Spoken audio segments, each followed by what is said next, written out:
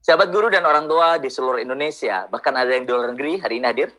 Selamat datang bagi sahabat-sahabat Indonesia yang kebetulan ada di Malaysia, ada di Singapura, ada yang bahkan di Saudi, di Hong Kong. Selamat hadir dan selamat datang. Kita akan coba bahas dari inti yang pertama terlebih dahulu. Tugas pendidik ternyata bukan hanya sekedar mengajar. Tugas pendidik bukan sekedar hanya memindahkan dan mentransfer ilmu dari kepala pendidik kepada kepala anak didik. Kalau sekedar tugas pendidik adalah mengajar, mohon maaf, anak murid Anda hari ini jauh lebih cepat belajar dengan teknologi, dengan YouTube, dengan aplikasi-aplikasi yang ada di handphonenya. Jadi, kalau tugas pendidik atau guru hanya sekedar mengajar, maka dia bisa digantikan. Dan ternyata tugas yang kedua adalah mendidik. Jadi kalau sekedar mengajar, bisa digantikan oleh mesin. Nah, namun tugas mendidik inilah yang tidak bisa digantikan. Mengapa? Karena ini terkait dengan karakter. Sentuhan hati, sentuhan cinta, sentuhan rasa. Jadi, coba kita bayangkan. Ketika seorang guru hanya memindahkan bab satu ke muridnya, kemudian memberikan soal, dan akhirnya mendapatkan jawaban, sesungguhnya dengan adanya Google saat ini, anak Anda tidak perlu mikir dan ada jawabannya di sana semua. Bahkan yang penting tahu kunci pertanyaannya.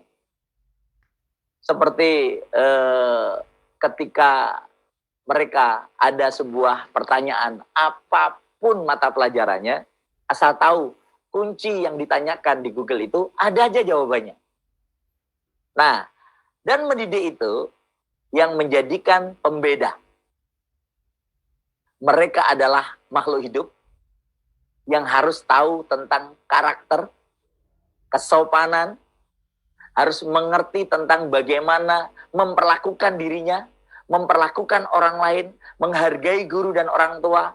Ini yang harus ditanamkan kepada siswa-siswi didik Anda, apapun mata pelajaran Anda, apapun pelajaran yang Anda beri, apakah itu matematika, IPA, ataupun bahasa Indonesia, PKN, seni, olahraga, apapun.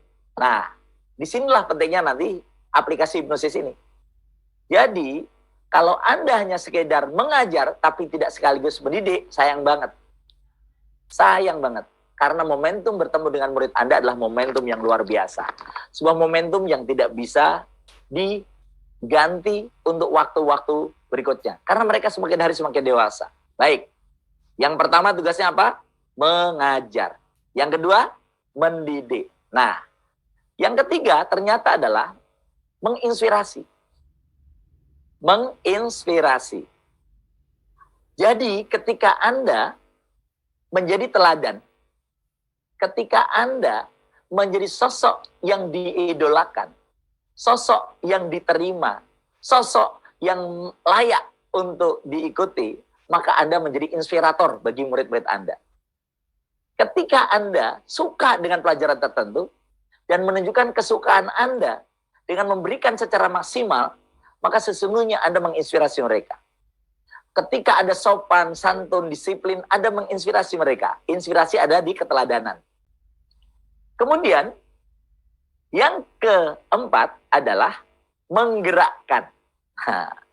Jadi setelah mereka lulus, setelah mereka usai, setelah mereka jadi alumni, mereka tetap tergerakkan dengan kalimat-kalimat Anda, inspirasi Anda, motivasi Anda. Saya pun hari ini merasakan bagaimana guru-guru yang telah saya bersamai dan saya dibersamai, itu luar biasa.